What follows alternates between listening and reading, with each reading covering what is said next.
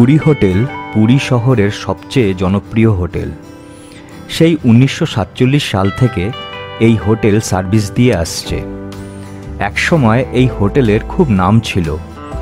সময়ের সাথে সাথে সেই সুনাম কিছুটা কমলেও এখনও দলে দলে বাঙালি পুরী হোটেলে এসে ভিড় করেন।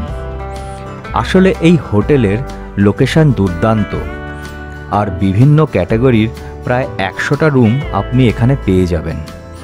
এর মধ্যে অনেক রুম সি ফেসিং। বছরখানেক আগে আমি সব রকম ক্যাটাগরির রুম নিয়ে একটা ভিডিও বানিয়েছিলাম। উপরের আই বাটন ক্লিক করলে আপনারা সেই ভিডিওটি দেখতে পাবেন।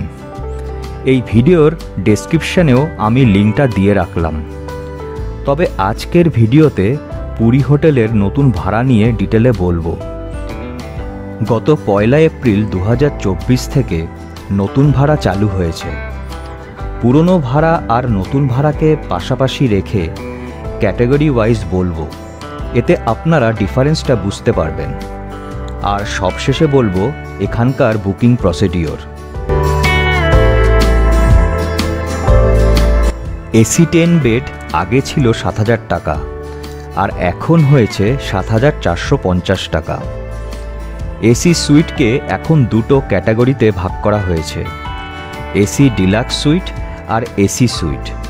ভাড়া ছিল আগে 4,000 আর এখন হয়েছে যথাক্রমে 6,000 আর 5,000 টাকা। এসি ডিলাক্স 4 বেড এখানে দু রকমের আছে, দুটোই 500 টাকা করে বেড়েছে। আর এসি ডিলাক্স ডবল বেড রুমগুলো 500 টাকা করে বেড়েছে।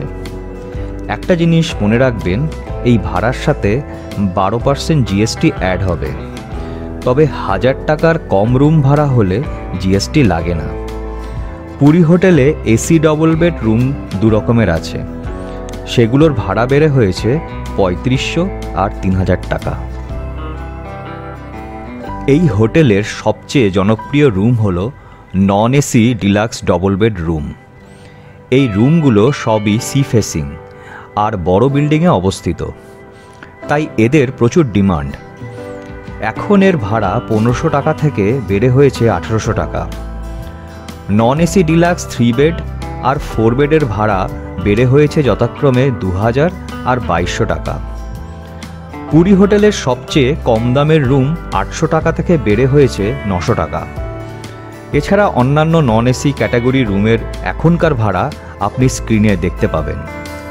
সব রকমের রুমের পজিশন আর রিভিউ দেখতে চাইলে আপনি উপরের আই বাটন ক্লিক করে আমার লাস্ট ইয়ারের ভিডিওটি দেখতে পারেন।